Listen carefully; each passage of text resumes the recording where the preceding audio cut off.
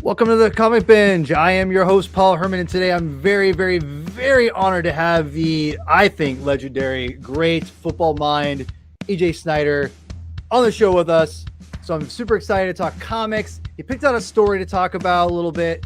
So we got a lot to get to, but before I do, I hate doing this, but I don't want to beg. I don't like begging. I'm just going to ask people to subscribe to the channel if you haven't already. Appreciate if you already have. It just makes sense for, to do that, because if you love comic books, subscribe. We talk about comic books. That's all that matters. So, I appreciate everyone already has and everything. Like I said before, so I don't want to talk anymore. I want to get my guest on the show because I'm super excited. Come on, thing. There we go. I'm super excited to get EJ Snyder himself from Bootleg Football. Your Bears podcast. I forgot the name of the Bears podcast. I'm sorry. What's it called again? It's okay. It's Bear Era. Bear Era. That's right. Okay. Bear Era, which you told me before, has been going on for a long time. Obviously, you're a Bears fan. You're from Illinois? Then I'm assuming. No, right? I'm not. That's another fun story. But no, I did not grow up in Chicago. I've actually never lived in Chicago. Okay, all right, that's fair enough. Are you from the Pacific Northwest? Sort of. Oregon, right? Is it Oregon? I think. No, I was born in Pennsylvania and grew up in upstate New York. And I spent 3rd, 4th, and 5th grade in Seattle. And then I moved back to upstate New York. And then when I decided to go to college, I ended up I got accepted at 4 places on the East Coast and 4 places on the West Coast. And I decided to come back out West and have been here ever since. All right on. Hey, you know what? West Coast is best coast as far as I'm concerned. So, it's not bad. It's not bad. I love it here. I'm born and raised here. I lived in Minnesota for a couple of years. That'll do it for the Vikings. Yeah, never. I was 18, 19. I went out there for Bible school of all things. That's a different story. Went out there and I was like, it'd be different. It'd be cool to get to Minneapolis and hang out. And I was like, nope. Pacific Northwest. That's where I'm at. That's where I'm meant to be. So I'm going back. I'm going back, baby, and I'll never root for the Vikings ever in my life. Oh my god, I'll always hate the Vikings. Everybody's got one. Everybody's got one that they're like, I got a few. I don't mind this one and that one, but that one. Yeah, the Lions. I don't mind the Lions. I've always rooted for the Lions. Lions are the Seahawks and Lions were always kind of like brothers, like cousins, and I felt like that kind of thing. So, at least for me, anyway. Sure. So I want to tell people how I even got the guts to reach out to you. Sure. Really quick, so I was just kind of I have like 2 separate X, or I say Twitter still, Twitter accounts. I've got like my normal one that I've had forever, but then my brother and we created this like football one. Where I just follow all my football stuff, and I pretty much just live on the football one essentially, just because that's where I live. And one day, like a couple weeks ago, I think 2 weeks ago, I'm like flipping through, and you had posted something in response to like about a Ravens thing or whatever. Yeah, you put a picture of a reference from Iron Man 2 of all things. Yeah, and I just sat there, EJ, and as a fan of your show, the Bootleg Football Show, which I love with you and Brent. It's one of my favorite football shows out there. I stared at this for a second. I went, there are 2 things here. Either he is a giant, massive MCU person, which is isolated from the comics, which those people exist. Yes. Or you are an MCU fan and you love comics because you pull out the most random thing from Iron Man 2, which I love. I love Iron Man 2. Not a lot of people do. Great movie. Thank you. And I was like, he pulls it out because I'm assuming he's a comic book fan. I knew it. I was like, I understood. I reached out. You went, oh yeah, I love comics. I was like, okay, I gotta get you on the show. So for sure, you're here. Because I was just gonna I want to keep it real. I'm like, let's just we can talk about comics for a little bit. And if you want to pick out a story, if you want to be adventurous, you picked out a story. I was like, holy shit, sure. EJ, you dropped in our DMs. You dropped this one in, and I was like, okay, I get it. You put in Manhunter. Yeah. By Archie Goodwin and Walt Simonson, which I actually have the same one you have. Yeah. I haven't read it yet, but you have the reissue, the hardcover. I had the reissue. The same one you sent me. Yeah. But I was like, Walt Simonson is one of my favorite artists of all time. Yeah. And I was like, okay, you're a true ball knower if you throw out Manhunter, Archie Goodwin, Walt Simonson, like out of like, whatever, Yeah. right? I was like, okay, you get it. You get it. Yeah. So It's funny with Manhunter because like that book was it was a nothing like when it came out. yeah, It's one of those movies that 10 years later it gets a cult following, everybody goes, oh, it was a classic, and you're like, no, I remember when that movie came out, nobody loved it, it was a bomb. no one cared. Right? I thought it was good. And Manhunter was that, but in comic book form. When it came out, it was this weird James Bond meets ninjas, teams up with Batman in the very end. And like, it was just all these things that could very easily not go together. And it was a side project, right? It didn't come from a string. It tied into some other ones, but it was very much sort of its own. And I actually, God, it was 3-4 years ago, I kind of got into a little backstory of like how that whole thing got approved. And those stories are always fascinating to me. Oh, amen. But it reminded me of the book because I'd not thought of the book. I bought it when it came out. Like literally I bought that. You were telling me. Yeah.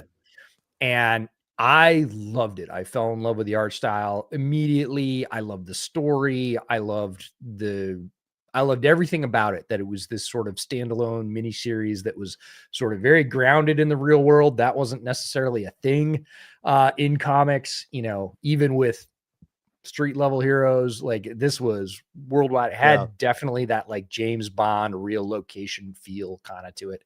And then there was the art and the gadgets and the fact that like, come on, it was the 80s, like late 70s, early 80s. Ninja was everything. And it was great. And I loved it and nobody knew about it and nobody cared.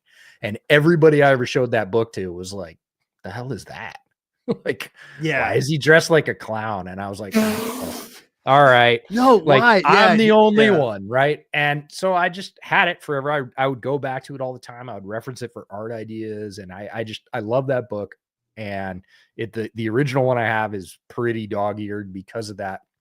And then, at some point, like we all do, I put it in a Foot Locker, pretty much forgot about it. And like I said, probably 4 or 5 years ago, I happened across, it was either something on YouTube or it was probably something on YouTube about how Manhunter came to be. And the fact that it had now grown in appreciation and was seen as this sort of early reference piece of Simonson's career. And like, it was kind of becoming like early, ball knower canon. I was like, I have that comic. Like, that's so cool that people now appreciate it, whatever, 20, 30 years later.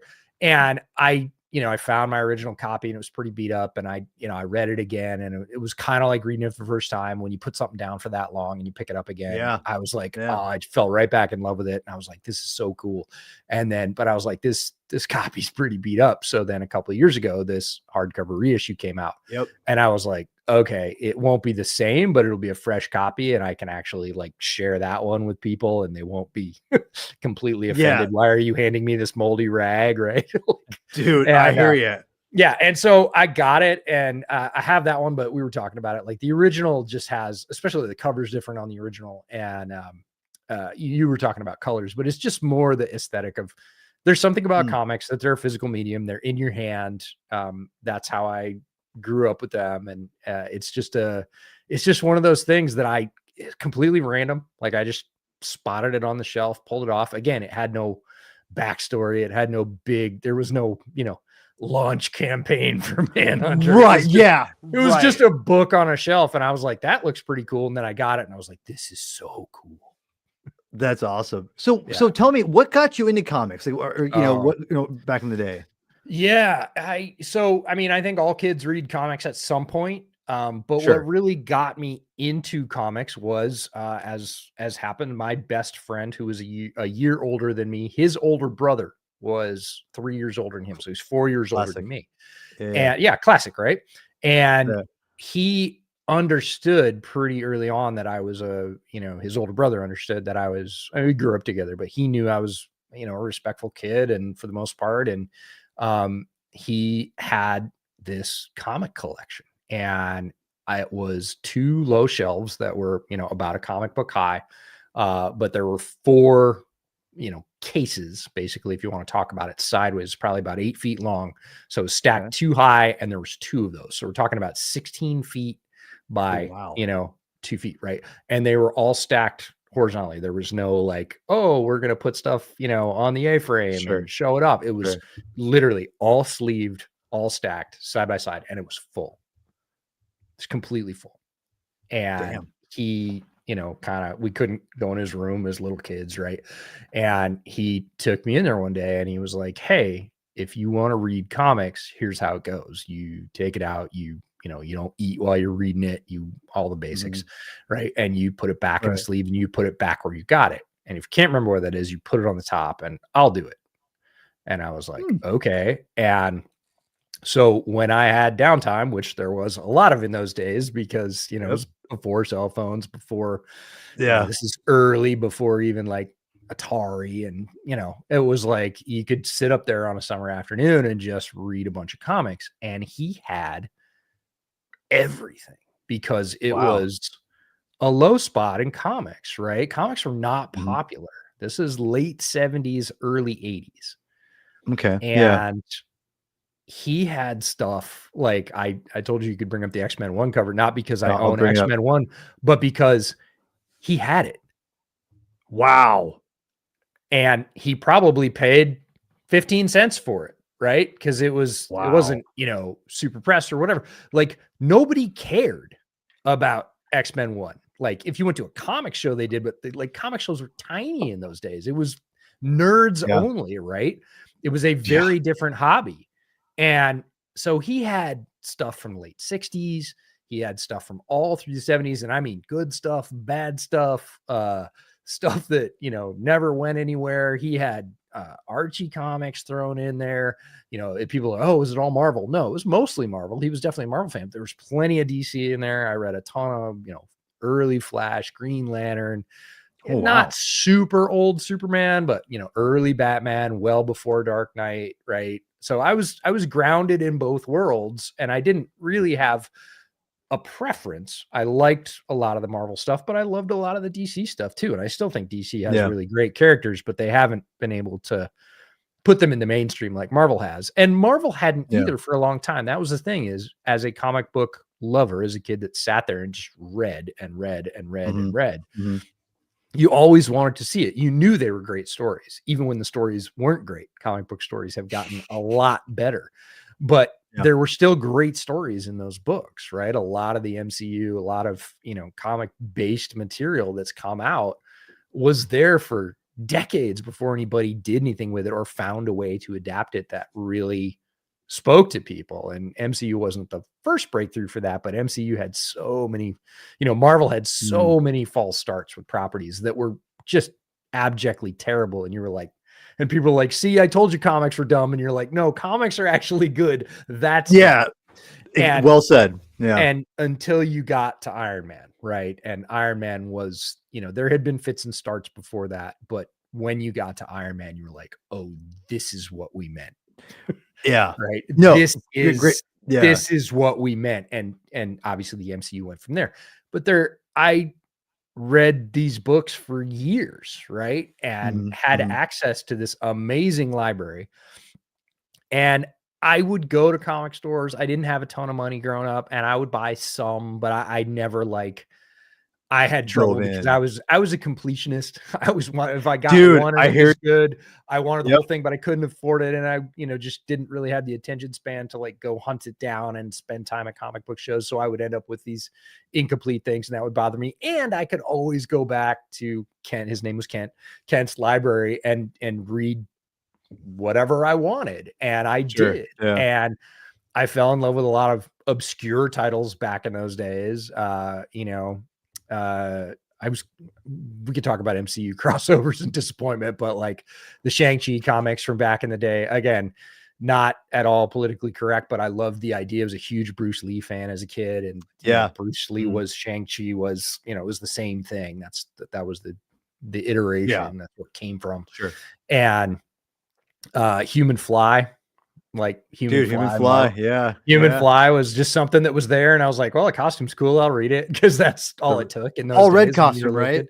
Red costume with big white stripe down the front, kind of looked like early Captain Britain, but whatever. I mean, I would just read whatever was in front of me, and some of it I liked and some of it I didn't. And of course, you got familiar with all the first families of comics. There was tons of Fantastic Four. There was obviously every bit of Avengers that had been made. And then there was X-Men, and I really gravitated towards X-Men, the original team for sure first, but when the new X-Men came out, that was my jam. That was like, okay, those were Kent's comics and they're really cool. And I have a full basis in mutants and Professor X and the school and everything else. And now I have, this guy. I just actually found this when I was looking for something else. Oh, Nightcrawler. Yeah. Marvel Comics Nightcrawler. This is a Toy Biz card that came with a figure, but I found that I still had the card. So I had Nightcrawler and Colossus, and Nightcrawler and Colossus were my guys because I was always kind of Nightcrawler, baby. I was always kind of B guys, right? It was like Wolverine, and I was like, nah, I was like not the A, the B. I like the supporting actor. I like the whatever. And those guys were really interesting. That team was new, obviously groundbreaking. Everybody knows the story of why that team came together and the representation that it gave to so many pieces that had not had it, and how purposeful that was. And that was when it like landed. That was like tuning fork. This is it. I get it. I'm into it. These are my peeps. I get to follow them from the beginning. Let's go. Yeah. So I dude, it's funny. Nightcrawler, one of my favorite characters of all time. Grew up. My brother. It's you. Our stories are actually more similar than you realize, because kind of a little bit, because I know exactly what you meant about having an older like sibling or older friend, kind of, because that's what my gateway was to comics. I have a brother he's 6 years older than I am. So he's like in his teens and I'm like 6 years old. That's right. And this is like late 80s. And so you're talking fresh, and I'm not sure how much you ventured into comics in the late 80s or not, but I was high school in late 80s, so I was still there. Like everybody has the shop, right? So I grew up in a tiny town. There was no comic book shop. The closest one for us was in Ithaca, New York, which was about 18 miles away. But my mom had a studio on a place called the Commons, which was just a block they'd closed down and made into walking shopping. And that was where like the regional comic book store was. It was up on the second floor of the Commons. It was maybe half a block from my mom's studio. So I would go in when she would work on a Saturday or whatever, and I would just go across to the comic book store. And, I would go other places too, but I was like, that's when I could check in for the week on, like, I could go up to the store, sit down, get to know the owner. That's where I got my comic posters that I had when I was, 16 or whatever. Sure. Yeah. And everybody has the store, everybody has that nexus, and maybe it's two stores or whatever else, but like they have the friend and the collection, and then they have, their store where they would go and buy their own comics. Oh yeah. Nice. So there's a segue for this, but I want to tell you my thing here real quick. So my brother, I would get comics here or there because back then they were cheaper, not now anymore, but, right? Yeah, they were cheaper. They actually were way like, they're actually so cheap. They're like, oh yeah, we could buy you a comic. Now it's like, well, I don't know, man. Anyway, I get comics here or there. Like Secret Wars I grew up on Secret Wars, whatever. Secret Wars is a big deal. Secret Wars. Oh yeah. Big deal. There's a picture I have of me as like a 3 or 4, probably 4 years old. I'm same age as my daughter maybe now, where I'm holding a Mad Ball. I'm sure you remember Mad Balls. And then I had a Secret Wars Spider-Man figure in my other hand. And I just had so many of those. But my brother, he was older than I was, so he had comics. They kind of trickle in. It wasn't until he was in his teenage years that he kind of brought in, like, I was reading The Dark Knight Returns when I was in like first grade. Like, and my parents had no idea. Like, they're like, he's reading comics. Yeah, he's good. But anyway, but the X-Men was, his favorite, and that's, Inferno Saga.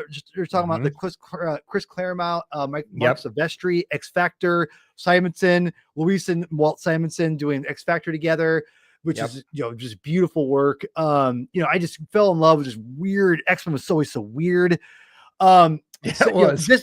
It was. It's insane right now. It's like I can't even as a diehard X-Men fan back in the day, the comics now, which I love. I hate saying it.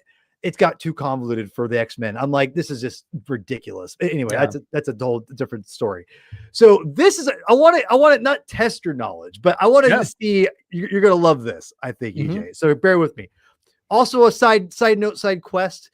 I remember my brother bought this at the Lake Stevens, Washington. Where it got bought. Yeah, I know where Lake Stevens is. Yeah. This was bought at the Lake Stevens 7-Eleven. With my brother. He bought this off the rack. I have the issue actually still. I stole it from him. Man, those creaky old racks. There's just, again, it's such a visceral part, right? Yeah, like this is there. You go into a store and there was a bunch of stands, and you could literally go into any store, right? It was grocery store, little tiny gas station. Everybody had a stand, right? And a lot of times it wasn't super well stocked or whatever else, but everybody had one. It was just the thing, right? And it's not a thing anymore. I mean, it is, but it's also not. Yeah. So really quick, EJ, also another side quest. This spinner rack is a newer spinner rack someone made. He for a while he had a website. My wife, for like my 41st birthday, she was like, "Hey, we buy one." He's like, this was during COVID. He was like, "Listen, metal is rare. I can't get any, but if I'm but once I do, I'll let you know." And then he emailed her and said, "I'm actually shutting down my business, but I'll make one more for you." I got the last one. That's so cool. Dude, this is one of my prized possessions. I love it. And it just speaks to people who understand comics in a certain way. And there are other things like that, kind of totems from other hobbies, right? Where it's not the thing, but it's the thing that showcased the thing or held the thing or showed you the thing or whatever it was. And those are just so cool. Like physical things are, people freak out about physical things. We make, shirts and hoodies and stuff. And they're not, I send them to people who are very important and could easily buy them as many as they wanted. And they freak the hell out. Right. It's fun. People love opening a box and getting a thing, right? A mini helmet or a sweatshirt or absolutely or whatever.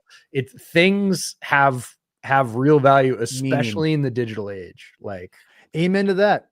Amen to that. So the reason I have this issue up is I want to know what. Let's see. Okay, this is not for me like the gotcha, but you're gonna love this. I think you're gonna love this. What is Deadpool and the NFL? What is the one deep connection they have and they share together?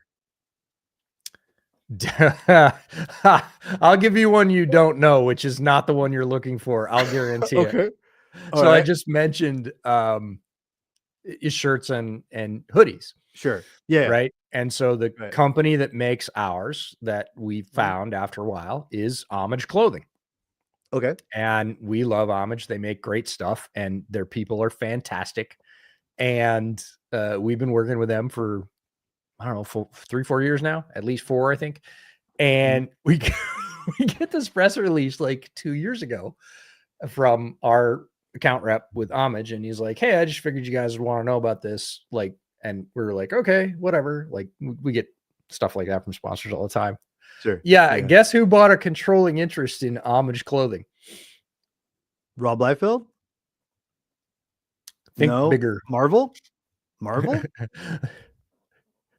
Kind of a guy that could probably buy Marvel if he wanted to. Ryan Reynolds.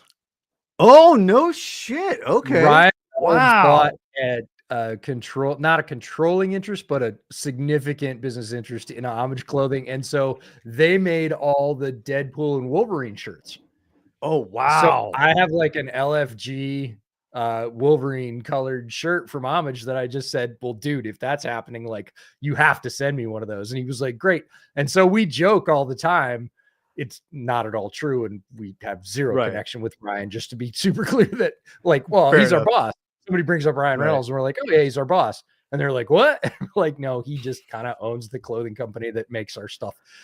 But he doesn't own it, but he bought he's trolling obviously he has a lot of businesses, Mint Mobile and whatever else, and owns obviously a soccer team, and he's very smart as a businessman. But like, I was reading the press release, I was like, wait, what? Like, Deadpool's buying Homage? What? So that's not the connection you were looking for, but obviously Homage does they have NFL licenses as well. So there you go. Well, you just gave Homage a free promotion for the dude. I love Homage. Show. I would give them whatever. They've been so kind to us, and whenever I reach out to Kevin, who's our rep, and I'm like, he's sent me some really odd stuff because they have a lot of licenses, not just NFL, but like they have like movie quotes, and I'm one of those people that always just spits out movie quotes, and people right.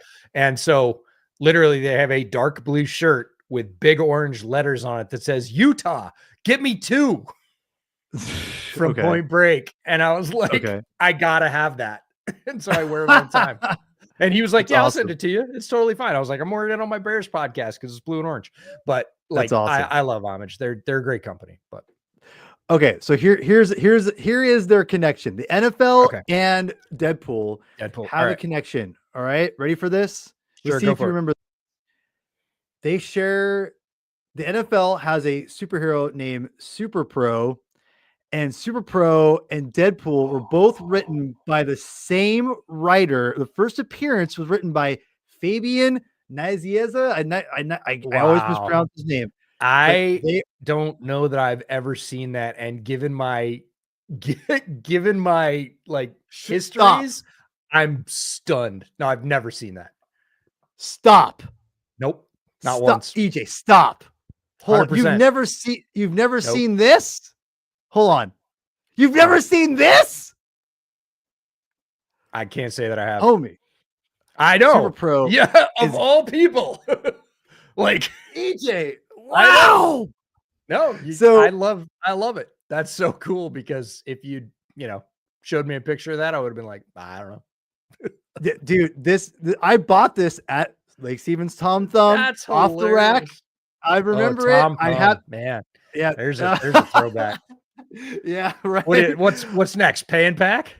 I don't know, but how about this Plaid Pantry? Remember Plaid Pantry? Oh yeah, no, used to eat at Plaid Pantry in Lake Forest Park. It was right near. It was right near my great aunt and uncle's house. Used to eat there all the time. Dude, that's hilarious. I used to live in Bothell, and we used to buy comics from Plaid Pantry back in the day. Anyway, like again, so this issue, I remember.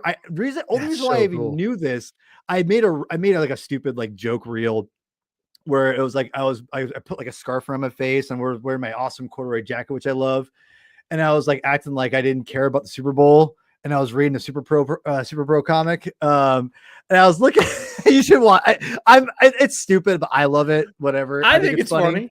Yeah, I think it's funny. Go find it if you one day after this. Anyway, I should. That's hilarious. I was like, who's the writer of this? I went, Fabian?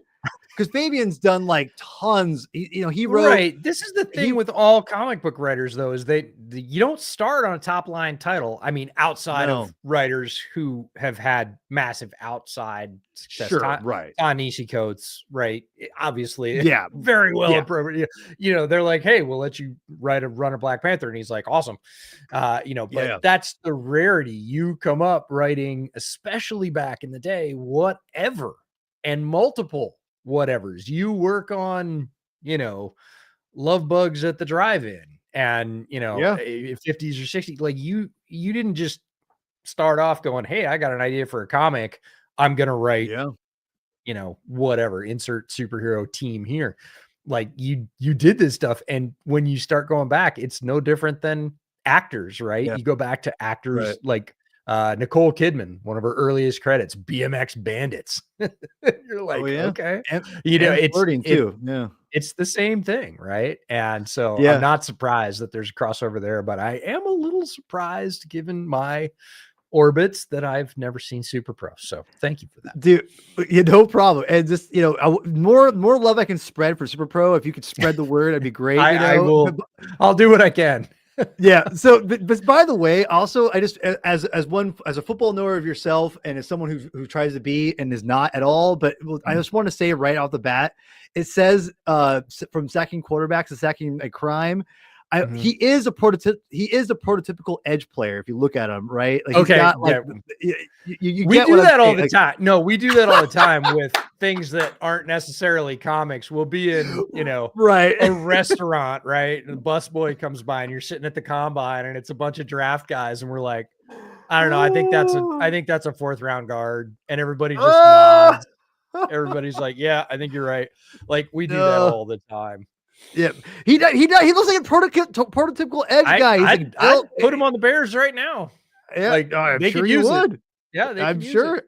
I'm sure. Yeah. It's anyway. Yeah, go check it out. It's fun. Super Pro is it's interesting. Like the NFL is always. It was just like 91 or 2, I think. Yeah. See, I was at that point. I was again drifting out of comics because I was. I don't blame you.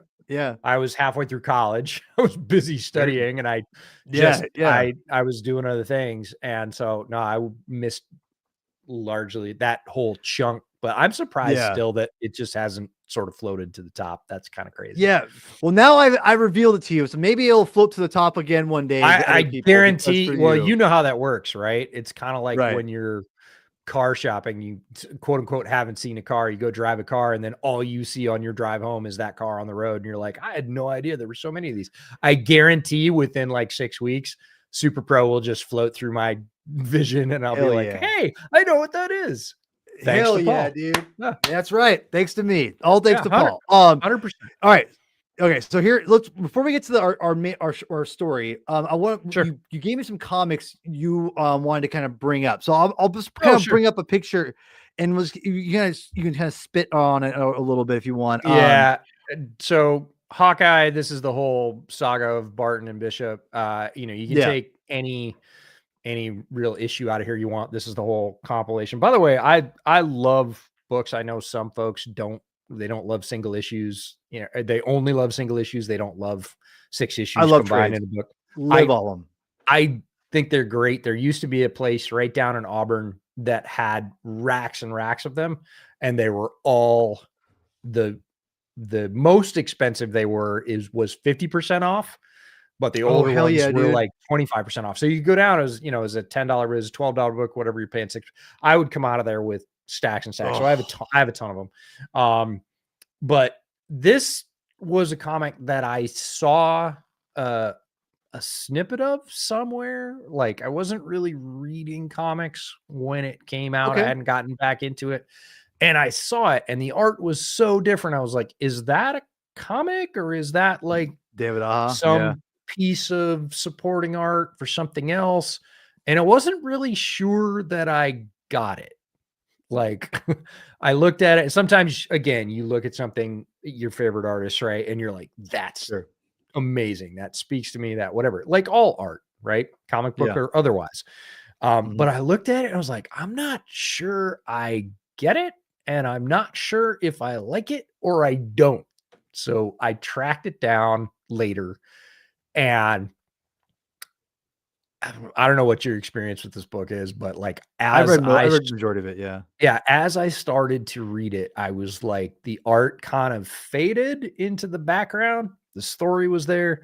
And then I realized like, no, it's like this on purpose, right? This isn't, it's supposed to be minimal. It's supposed to be a thing that you can fill in with your own brain. And I started to love it.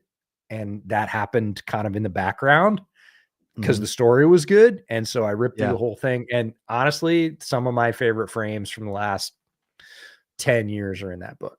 Like there's just little there's just little moments of like Kate mouthing off to Barton, which are just perfect and you're just, again, it's like a movie quote, right? I quote those all the time. You can just take it and say that's really cool. I've shared this one with my kids. Both my kids have read it. My daughter loves it because of Kate. My son loves it because of the smack talking, right? Whatever. Everybody finds their own way to it, right? And I just kind of love the combination of something that I looked at first and went, I'm not sure if I dig that or not, and just had enough, I don't know, memory of it to kind of go, I'm curious enough that I want to check it out, and I found something great. So that's the story of that book for me. I love Aha's art. Like, it's so he's incredible. And I've read majority of this. I think I read all of the art that David Aha's in for sure. Those are all because it does change. Yeah, it does change at the end. At the end, it lost me. Yeah, I lost me at the end, but like the first 12 issues are perfect. I'm not the biggest Matt Fraction fan, the writer. Like he's very hit and miss for me. Like I'll read stuff, I'm like, this is good. And then I'm like, oh God, no, thank you. Like it's it does vary. And they're also all books, not just this one, but like all runs, all books. There is a bit of alchemy to the whole thing, right? And it's art and story and how they go together and whether or not each piece of that speaks to you, which makes comics an independent or a unique medium. Absolutely. In that you can look through a beautiful book and go, this is trash. I hate this, but I love looking at it. Absolutely. Same thing. You can read a story and go, this is not what I'm seeing in my head. Yeah. It doesn't resonate with me. It actually kind of takes it away. It's a little bit grating. I would rather read this as like a script on a white piece of paper because the story is kind of cool. Or you get that magical moment where you are super attracted to the cover art. You open it up and you're instantly like, you're through it before you just want more. And that's all three of those are really cool comic experiences. Very, very differently fulfilling for sure, but like super, super interesting. So again, you just, I don't know, like I don't play golf anymore. I did for a while just to try. I worked at a golf course and they said you can play for free on Thursdays. And I was like, okay, I guess I'll give it a rip. Right. Got into it for a while and it's kind of like golf. You can go around and hit 50 bad shots and you hit one good one. And you're like, I'm coming back next week, right? To hit 50 That's more. A great point. Yeah. And comics are like that. Like you can go through like 10 books that are like, whatever, whether it's people lending them to you or you're just checking them out or whatever. Yeah. And then, you're like, I don't know if I'm really still into this. And then, the next month you pick one up and you're like, this is the coolest thing ever. And dude, it is kind of one of those hobbies. You're not going to like it all. You're going to dislike a bunch of it, but you kind of keep at it, right? You kind of keep going. Absolutely. This is one that I picked up down at that Auburn store. I've always loved Daredevil. Read a lot of the early Daredevil stuff and then again, left off a long chunk of it. And then it never felt like a story that got its due. And then Netflix did the Daredevil series, which I thought was amazing. And I was like, okay. And so I started getting back into some of the books that I hadn't, and they had this one there. And again, I liked the cover art. I loved the cover art. Chichetto's and I was like, okay, I'll check it out. And then when I got into the book, it was just another really good slice of a character that I really enjoy and has a lot of layers and levels. And it was a slightly different take. Again, many of those have been done and done over again in sort of trope fashion. And this one felt a little bit more like kind of got to the end and it was a little bit like the beginning of Hawkeye for me. I was like, I'm not, basically Matt says, I'm not sure I like this. Right. I'm not sure I'm okay with this. Right. What I did. I'm just kind of conflicted and I'm not going to give you the easy out. I'm just going to leave it right there. And I was like, okay, that's dope. I love the ambiguity. It was super cool.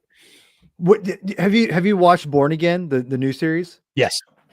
Okay, so did you thought because it's well, it takes a little bit of what Zdarsky's doing. I'm not sure if you how much you've read of this whole series of Zdarsky's run, but Just it this, definitely actually, I think. okay. Yeah. Yeah, because they actually the whole Mayor Fisk thing is actually from Zdarsky's Yeah. whole thing. Like so it's funny, Zdarsky and Fraction, I'm not sure if you knew this, they're actually buddies and like they actually co-wrote comics together. They co-wrote a comic which I will never read. It's called Sex Criminals. It's just ridiculous. I have Okay. no I have Yeah. no Haven't seen it. right. Don't know that I'll seek it out, but It's I mean people love it. It's just not my thing. It's just whatever. sure. It's a whole long Again, we side just said yeah. like, and one of the beauties of this Yeah. universe is that it is like all other kinds of art. I don't care Yes. whether it's visual art. I don't care whether it's film. I don't care whether it's music. Like Yeah. somebody can go, this is my favorite freaking thing. I love this. And they are Yeah. vulnerable enough to share it with you. And sometimes you go, okay. Like I don't love that at all, but I'm glad you Right. do. Like, but Yeah. I'm not gonna go to the show with you because I can't really stand to listen to that for 45 minutes, whatever it is. Or it's your new favorite thing ever, and your friend introduced you to it, and now you're buddies because of it. Like you have that experience with all kinds of art. I don't care Yeah. whether it's again plays or poetry or spoken Sure. word or music Amen to or that. film. I have lots of films that I really like for one reason or another. Some of them what I would call good classical reasons to like a film, right? And then some just because I love the film and I know other people hate it, and that's not why I love it, but I just love it. Like I'll watch it over and over again. And comics are no different. No, they're not. And but it's funny because Zdarsky, this writer, I think you probably liked the series. I liked most of the series. I haven't finished it. I fell off at the end. It's like he's kind of like this, but I definitely recommend checking it out. The whole thing. It's still pretty solid. I think. What is this? This is. I'm trying to see how many this is. Let's see. 21, 23. Yeah, 21, 23, 25. Is that it? Feels pretty thick for only 3, but maybe they're long. So it's at least 21, 23, 25. But I love the art. Again, there was that bit of ambiguity at the end of like, this is, and people like, oh, Daredevil ambiguity. That's the whole thing. Well, yeah, but it was different ambiguity. Stick with me here. No, for sure. Yeah. No, for sure. Yeah. Before we get to your series you picked out, which I'm really stoked to talk about actually. Yeah. You said are you anti reading comics digitally? I'm just curious. My first experience was, it's funny, we were talking before we started the podcast about COVID and COVID experiences. My first experience with digital comics was during COVID. I had started to go and pick up, I mean, I knew they existed, but I just hadn't interacted with them. Sure. Yeah. And I'd gone and picked up a lot of these books pre-COVID. And you couldn't do that anymore, or there was a limited ability to go out and do that. And I was like, hey, I got a bunch of time on my hands. I kind of want to keep reading comics. And then like Marvel Unlimited was around, and I was like, okay. And my kids were kind of reading comics too. And they were like, we want some fresh comics. And I was like, well, I can't really go to the store right now and just buy them for multiple reasons, but like, let's try this because it's unlimited. You can read everything ever, literally, and pretty much, yeah. So they had iPads, they were little, they had iPads and you could access it on the iPad. So I bought it. I had a subscription for a couple of years. It's not the same. I'm not anti, because it is a good way to get through a bunch of stuff quickly. Yeah. Right. You don't have to go track it all down and find it and find the missing book and whatever else, but it's not the same. It's a way to get through things, I think, but I don't feel the same connection to it. But again, you don't have to necessarily if you're just trying to catch up on something or read something before you go see a movie that it's based on or something like that. That's a perfect use for digital comics. Like you can blast through it and be like, oh, this is pretty cool. Is it the same as having a book in your hand and going back through it? Absolutely and not. Paging? No. Nah, it's a very different experience. That's same people say about either audiobooks or e-readers, which are very different experiences, I realize, but like people have similar reactions, I think, to I do or I don't, right? I got to have the book in my hand, or I'm all e-reader because it's everything everywhere all at once. So it feels like what you're telling me. Tell me if I'm off on this, but it sounds like you're kind of like you prefer physical, but you're not anti. And if you were interested enough in a story, and you just and it was the only way I could get it, I would absolutely do it. It wouldn't be my first choice, but I'm not reading that on digital. I'm not doing it until I get the physical book. I'm not that hardcore, right? Because EJ, I can just tell you right now, there's so like just talking with you, I'm like, man, we could talk comics for hours. It feels like I can already tell me and you could just be like, I wish I could just have you come over to my house and be like, dude, I just want to show you like all these comics and want you to read. Like, this one. Like, yeah. And that's a lot of money. That's a lot of money. My wife gets mad at me constantly for how much I buy, 100%. It's a thing when you just like anything. And believe me, I have plenty of hobbies and some of them were very expensive, right? I was into mountain bikes for almost 30 years at this point, like a long time. I started riding them when I was 16, when the first one came out, and I've had them ever since. And the joke is mountain bikes, it's just like cocaine. It's just as addicting as cocaine, but twice as expensive. Damn. No, I mean, it's just, you get into any hobby seriously. I don't care whether you're an audiophile or you go race cars on the weekends or you collect comics. Like if you're into it, you spend a lot of money on it.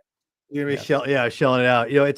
It's funny because being a musician for so long, I was like, yeah, right. Well, and like go to the music store, you can dump as much as you want. Yeah. And see, I'm the creative person. I'm not like a gearhead like all my other friends were. I was all about the writing process, but at the same time, I bought like CDs and vinyl like crazy for so long, and I had to be like, I gave that up, and I listen mostly digital now because I'm just lazy AF, to be honest. But you have to choose the amount of time because again, if you're going to be committed to comics, getting it back to comics, like it takes time. Right? You got to go to the shows. You got to go to the stores. You got to there's a significant time component, which I think is funny because it's kind of inverse to the actual medium. Like how long does it take to read a comic book? Right. Right. It's like 5 minutes if you're really into it. Like you could read a comic book really fast if you want to, but you might have waited 2 years to get that issue. Like that's a great point. Yeah. But I think the one thing the great Alan Moore said about comics, and I think you're going to totally understand this too, as you're an OG, you get it. Yeah. Is that the beauty of comics is when the difference between like that in a movie or a TV show, is that you can just time does stand still when you read, the story stands still when you read it, so you can absorb every detail of the page and what the storyteller and as you well know, as what the artist is laying out. Because as someone who writes scripts a little bit for comics, and I have definitely there is the overall story and there's the story on the page. Like what in a visual story. Exactly. Like what do these 6 panels and this, if I were to show you these 6 panels, in what order, what needs to happen artistically to get you that emotion. And that's something that Alan Moore talked about. That's what gives comics the biggest freedom that's why Watchmen's so amazing. He put so much detail in the story with Dave Gibbons that every panel is so much, you're soaking in so much information. And that's the beauty of it, right? And you miss it the first time and you go back to it. It has there's a readability, rewatchability piece. And films have that too, but in a different way. Exactly. And then there are the moments again. I'm a weirdo in the fact that I really like the moments when things kind of fall out of sync. There's that great experience that we all love when it all meshes up, front to back story and art, whatever. Yeah. Those are rare experiences. There's not a ton of the books, even in a collection of your size, where you're like, this is firing on all cylinders front to back. Like there's, it's hard. Hawkeye dropped off here for me or whatever. Like, they had it, close, and they lost it, right? Yeah, exactly. But yeah. the piece that always really interests me is when there's a great little chunk of story in the middle of what is otherwise kind of forgettable. Yeah. And maybe it doesn't have great art to go with it, but you're like, wait a minute, that's such a cool idea. Like this could be a whole thing. Or vice versa, there's a pretty forgettable story or just something that's not really engaging you in a certain way, and you come across the panel. Yeah, right. Yeah. There's a book that I bought again, just off the rack for 50% because it was there. It was an Excalibur book. Oh, hell yeah. And Okay. the story is it's not. Is it from great. the 80s? Is it from the 80s? I could grab it. It's in the other room. I don't know when it's from okay. because again, it was off the used rack. Okay. The half price, whatever. Okay. And it was fairly new. I doubt it was 80s. It was probably later than that because it was in 80s good is pretty condition. bonkers. Yeah. There's a lot of, like you said, the X-Men stories are pretty bonkers and Excalibur's X-Men. So, but and the art style was like off and on. It was pretty good there, whatever. And then there's literally one panel of Colossus in there that is one of my probably top 5 panels ever of that character. And it's just, it sticks out like a sore thumb. It's like, hell yeah, this is so great. And the rest of this is kind of not great to me, but like, I will open that book and just look at that rendering of the character. Look at that image, that one image. And I'm like, that to me is again, like a top 5 Colossus image ever. And it's just kind of stuck in this Excalibur book that I don't know. Doesn't seem otherwise very noteworthy to me, but it's like, no, have you seen this? Like, this is cool. Awesome. This one thing. And everybody's like, well, is the rest of it good? I'm like, no. Like, well, not really. I mean, you might like it. It's fine, but it didn't seem really and I literally like turned the page and was like, whoa, that's really cool. Dude, I love that. It's great. A good point.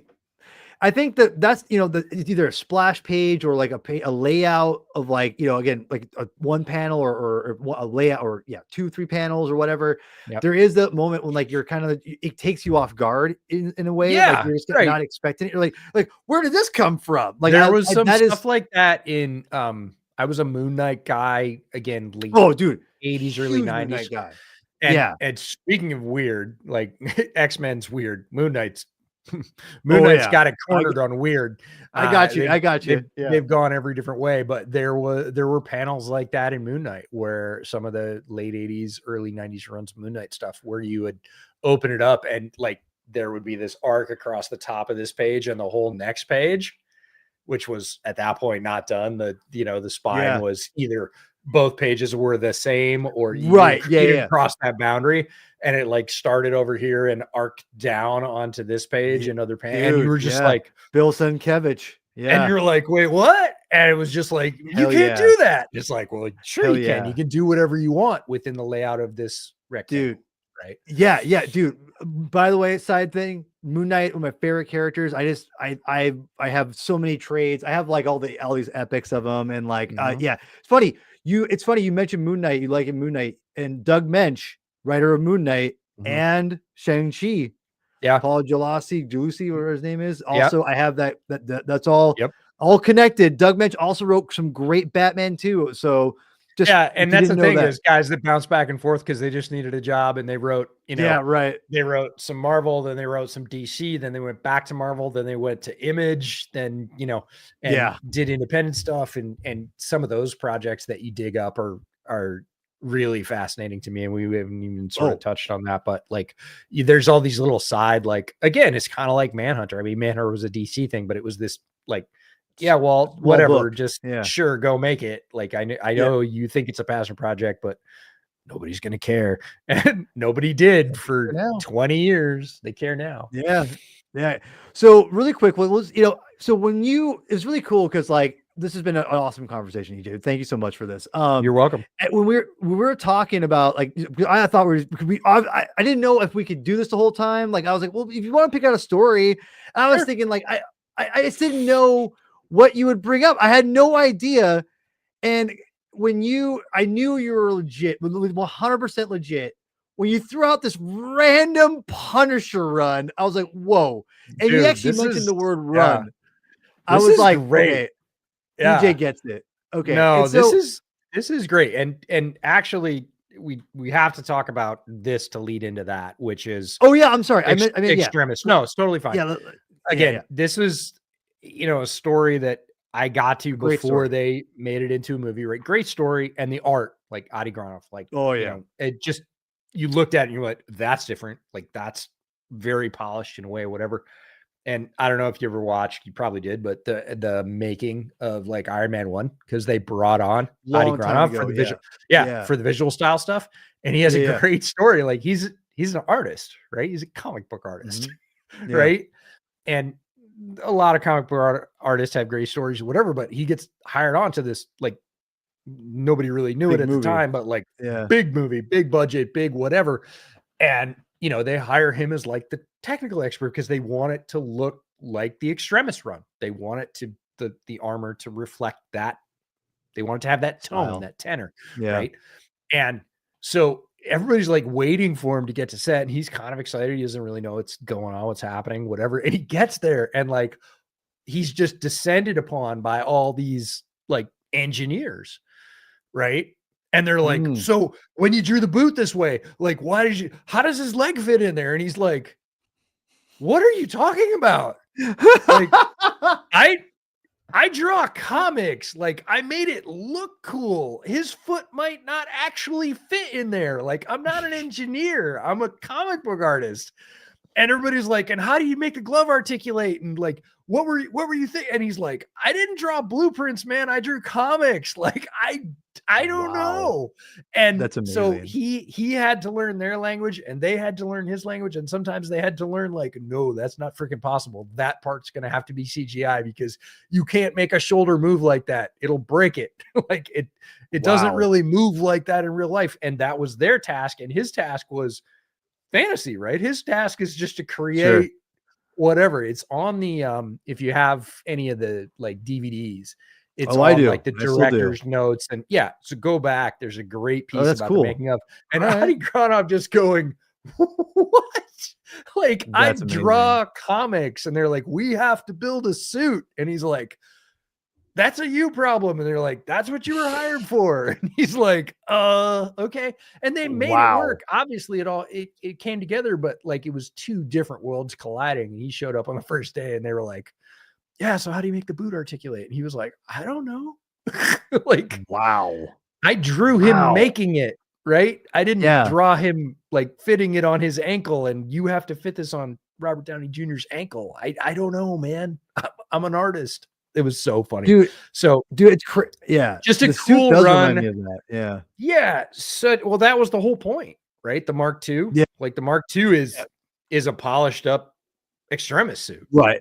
Yeah, totally, 100%. It is, but Extremis was just such a cool property that it was like, hey, now I'm going to put the Iron Man suit inside of me, and it was such a fantastic sort of concept to me, and what that would do to you. Yeah, I mean. It's a futurist piece in every sense, and it's beautiful. And it is one of those times where it came together, right? The art is beautiful and supports this crazy futurist story that makes you think and go outside of what, again, the character had done before. So it felt like an elevation, a moving to me of Iron Man. And then to have it really be so integral into the thing that launched the MCU. So just a sort of seminal book in a lot of ways. For sure. But again, I've always been, like I said, the B guy. Like, Iron Man's cool, but everybody likes Iron Man. He's the leader of the Avengers. Give me Rhodey, give me War Machine, right? And then I always loved Frank Castle growing up. Like, Punisher was big in the 80s, but it was the tights and boots Punisher, right? It was before Punisher, that's me. Punisher got gritty. I had that poster, right? And I loved like the origin story of Frank Castle, but it was always kind of high camp, and it was just like pure sort of ultra violence. It was the 80s, it was Rambo, it was like, whatever, RoboCop. Like, I mean, but it didn't really. And then a funny thing happened on the way to the forum with Punisher, right? Like Punisher became more nuanced and down the trail and sort of followed more of the Daredevil path and then interacted with Daredevil. And, you know, it kind of, to, you know, use a wrestling term, I'm not a huge wrestling fan, but I work with a few of them, and he's like, you know, Daredevil gave Punisher the rub, right? He was like, oh, you're a street level hero that like you have depth. Now you have not only a tortured origin story, but like a different way that's going to manifest your behavior. And welcome to my world, right? That's Daredevil in a nutshell. So at some point, I was into Marvel Legends. I had walked by, it was when the first Iron Man movie came out, and I walked by Marvel, well, what would become Marvel Legends. It was the Iron Man series of 6 inches, and they were like $10. And it was like, if I was 6 years old, I would have bought this toy. And I was like, well, guess what? I'm a grown ass man with money to burn. I can spend $10 on this and just have it. And I think it's neat. And that was it. Right. I was just like, people are like, why'd you buy it? Are you going to collect it? Are you going to do? And I was like, no, I just think it's cool as hell. Like if this had existed when I was in first grade, this would have been my favorite toy. Right. And I bought a bunch of those, and then Marvel Legends got launched basically off the back of that. Like series 1 was there. And, you know, I would just go out and buy the ones I thought were cool. And then I was at a toy show, or it was toy and comic show, something like that. And I was walking around, there's a Marvel Legend, and it's Punisher War Machine. It's literally War Machine with Punisher on the chest. And I was like, what the hell is that? Like, that's the coolest thing I've ever seen. Right. And so I reached out to a buddy of mine who is still into comics, because I was, again, just sort of picking them up for kids and, you know, reading some of them and whatever, but I certainly wasn't following every arc ever. And I was like, hey man, what is this? He's like, it's a whole run. Like Frank basically steals the War Machine suit. And I was like, get the out of here. I was like, no. And he's like, no, it's a real thing. Like they didn't just make it up as a one-off Marvel Legend. There's a book about it. And I was like, okay, I'm gonna find it. And so I went and I found it and I read it, and I wasn't super hopeful. I was like, it seems kind of hokey. It seems like a bit. Right. It totally seems like a bit. And it was one of those experiences when I got into the book, I was like, this is so not a bit. Right. This is, again, an extension of some motivations and some really cool stuff. So I didn't know if you'd read it. Again, I kind of backed my way into it. It wasn't like, oh, I've been reading this artist or this character and now this is happening. It was literally, I saw a Marvel Legend. I was like, I'm buying that. But like, is it real, or is it just some like made up, like cool thing to sell figures? Made up thing. And my buddy was like, no, it's a run. They actually did it. And I was like, it's one of those things where you come to it after and they're like, no, they already made it. There's a movie, right? And you're like, I'm going to watch it right now.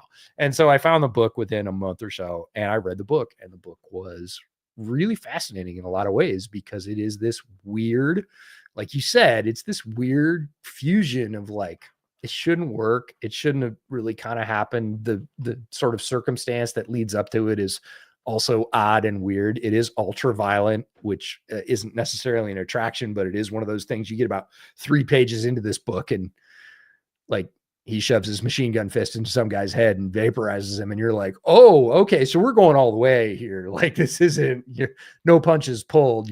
This is the Punisher in a unleashed in a suit that has like as much power as he could want. Right. It's all the things he's ever wanted. It just makes his job easier.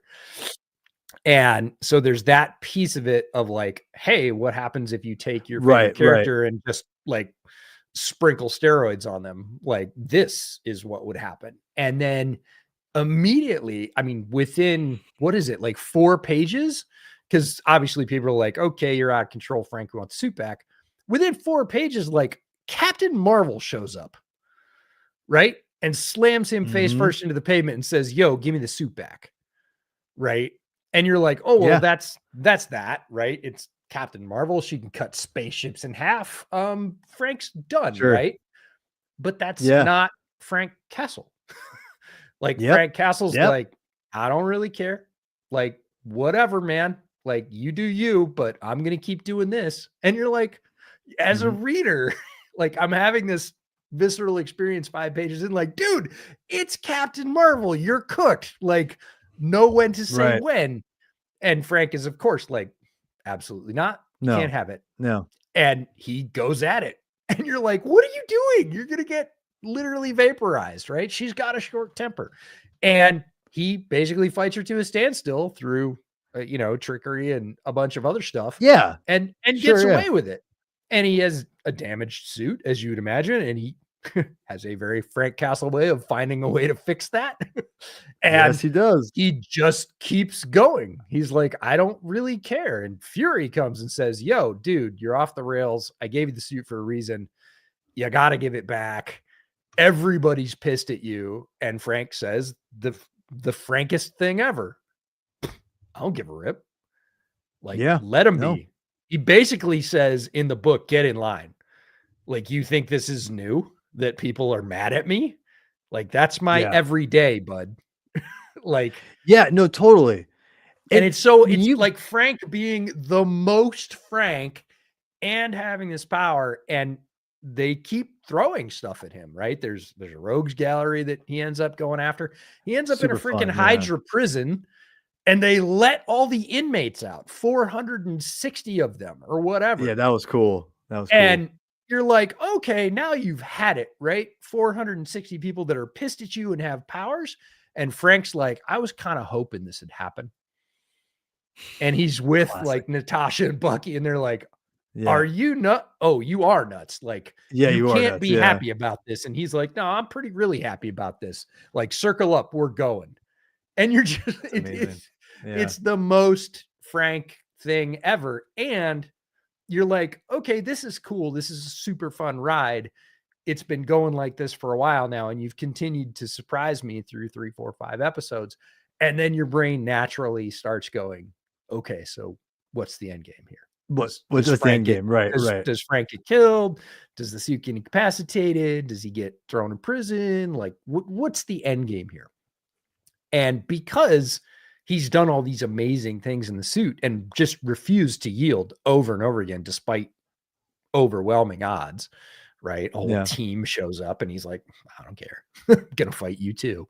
And you're like, okay, so how does this end? And it ends in the most sort of logical Frank Castle way ever. Yeah. It ends with a military de-escalation, right? Yeah. A higher ranked officer shows up, the one thing that he might like give credence to. And Rhodey goes, look, man, like, we can take it. I could have taken you out of it. I chose not to. I'm asking you to give it back. Frank says, I thought you were done with it. And Rhodey goes, not the case. This is the way this has got to end. And he steps out of the suit. That's pretty, So when you told me to read this, I was like, okay. Okay, whatever. No, I was like, what? I was like, that's really random. First of all, did you know that the new Spider-Man movie will have the Punisher in it? Yes. Apparently the rumors are that he's going to have Iron Man War Machine armor. Yeah. Because they're going to take on the Hulk. I heard that, but I didn't let myself listen to it. There's a couple of reasons for not for that reason, not for the non-spoiler reason, but because I know you've had this experience throughout comics and pop culture where you love something so much and you're like, I don't want them to do it. I want them to stay away. Fair enough. Yeah. Because I have, mine is something else, not a comic. One of my all-time favorite books growing up, Robert Heinlein, Starship Troopers. Okay. And if you've ever read the book, and you can't now if you've seen the movie because it won't be the same. You'll have that image in your head. There was no movie when I read the book the first time. It struck a bunch of chords in me very deeply. Okay. Love that book. It was amazing. It was way ahead of its time. It was written in the early 1950s. And it's a great book. If you haven't read the book, you probably should read the book. I know it's hard if you've seen the movie because the movie was outright camp trash. It was horrendous. It is what it is. A lot of people love it. It's a cult classic because it's that way. I loathe it deeply because it destroyed the image of Fair one of my enough. favorite Totally. pieces of I fiction totally get ever. it. I totally get And it. so, Yeah. like, again, I told you, I saw this thing at the toy show and I was like, that's the coolest thing ever. And somebody's like, they might make a movie of it. And I'm like, okay, do it right. Yeah, right. Yeah, no, right. yeah, I agree. But you know, I remember this happening. I was telling my friend who I went to the comic store today, and we were talking about the show and Yeah. the story he picked. He goes, "Oh yeah, those back issues are going for like hotcakes now because of that announcement or whatever." That then I'm like, "Oh God, I didn't hear that until today." I was like, "Oh my God." I try to stay away from spoilers as much as I can, but Yeah, that for I felt sure. like was kind of. But what's funny Well, I'm about this, glad though, that more EJ, people will get to read this run because I do think it is kind of a hidden gem. It is stuffed in no, there. it Not a lot is. of people have checked it out, and it seems dumb and campy on the surface. So that just keeps a lot of people away from it. And I totally Agreed. get it. Yeah. I've stayed away from a lot of stories myself that look like, oh, okay, you're just gonna, It's a cash grab. Yeah. it's like clicks, right? It's like clicks on the Yeah. internet. You want clicks in comic books, so you smack these two things together, maybe thoughtfully, Y maybe not. And this was very thoughtful when you got into it, and it was good, and the No, art was fun and everything else. And you're just like, art okay. was very efficient. Like, that's not a Yes. bad thing. I mean, like, this is like the No, layouts, it was sparse for the most part. this is That's fantastic. Like, I would say that's the most honestly, I would probably say that's the most ambitious, 2-panel in the book. Like, yeah, I no, don't think it's there's a great, anything yeah. like bigger than that. Like that, everything is There's kind not, of no. smaller and more locked down and more, Yeah. this is much more represented, more basic. And Yeah. that is again, Frank, like, does it work or does it not? I am, Yeah. function over form. I don't care if it looks nice. It's got to get whatever I need done. And the Right. art was reflective of that for the most part. But there are a few moments Great in there point. that are like, It's hey, it was so funny when you picked this. I'm like, well, that's fun, and I blew through it pretty fast. Not, and again, I read it digitally sure. because I have Marvel Unlimited. Yeah, I was like, exactly. that was a really fun. It was very fun, Yeah. and I realized, I went, no shit. I went, okay. Years ago, my friend had told me he was reading the new Punisher series, Mhm. and I started reading it, and I was like, and I got really into it. I stopped because life got kind of crazy. It was 2019 or For around sure. that time frame. But I was reading it, and I was like, I was reading yours this story now, and I went, wait a minute. Oh, that's why the Punisher was going after Baron Zemo in the comics I was reading, because I had read, because if you kept He's reading, just going up the chain. right? Well, because in the issue the series that I was reading was the one that came after this. Yeah. So I was like, oh, this came before. Oh, it makes a Just lot ties more it sense. together. Yeah. Yeah, which, by the way, that was very good too. It's a continuation, it doesn't have the suit, Mhm. obviously, but James Rosenberg, like, he kicks its ass. It's a fun story when I read it. So Yeah. definitely keep reading if you haven't already. So for sure. it's worth checking out. So we'll start wrapping up here, man. This was a blast, but Yeah, it was a good time. a ton of fun. This is good times. I mean, I thought we were probably kindred spirits, but I know for sure, like, we are 1000% kindred spirits. Oh my God. Like, Yeah. comics, football. I mean, it's, you reference shows. I'm like, okay, EJ knows he's been to his shows too. Okay. You know the music scene, the music. Oh, yeah. lingo. I get it. Like, okay. So we are definitely more kindred spirits than I realized. That's pretty special. So, thanks for coming on and honoring this small little channel. Means a lot, honestly. It's rad that we live by each other too. It's really cool. Yeah. How far apart? Yeah, it's really crazy too. Have you ever gone to that Fred Away? I'm assuming the comic store, it's still there, I'm assuming. Yeah, it is. It's changed owners and names. It is now, I think, Midgard is the new name of it. But okay. yeah, it's pretty close to where I live. It's kind of on the way to where I take kids to school. So I've certainly bought a bunch of stuff there. Haven't been in there lately. But yeah, it's still there. Okay. One of my favorite things from that, my wife and I, we go to you probably know the Poodle Dog, I'm assuming. Yeah, for sure. Oh, that's my favorite place to eat pancakes. Best place here in Washington. Pancakes. Yeah. I'm a pancake guy. Okay. Go to Poodle Dog, get the pancakes. Y'all, if you're listening for Washingtonians, go Poodle Dog. It rips. Love that place. Anyway, it's a hell of a breakfast place for sure. I love that place. We go down there, and then on the way back, I'm like, we gotta hit the comic store up there. Sure. And I remember I found an out of print. It was when I say out of print, it's like from like 3-4 years ago out of print, you know. Yeah. And it's the Alien Symbiote Spider-Man book 1.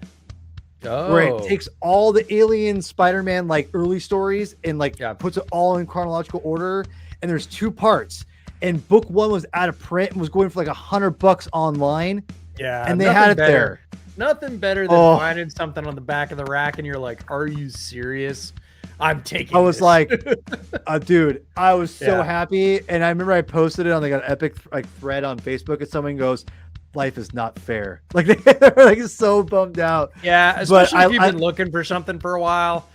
Again, not always comics for me, but any number of things, and you're like, "This, it's just rare. It's hard to find. It's old. There weren't that many. Whatever it was, I don't care. Again, if it's car parts or something for your old guitar, whatever, and you just like, God, it's $1 billion. I can't afford it. And then you walk into like some pawn shop or something, and it's just there, and you're like, this can't be the right one.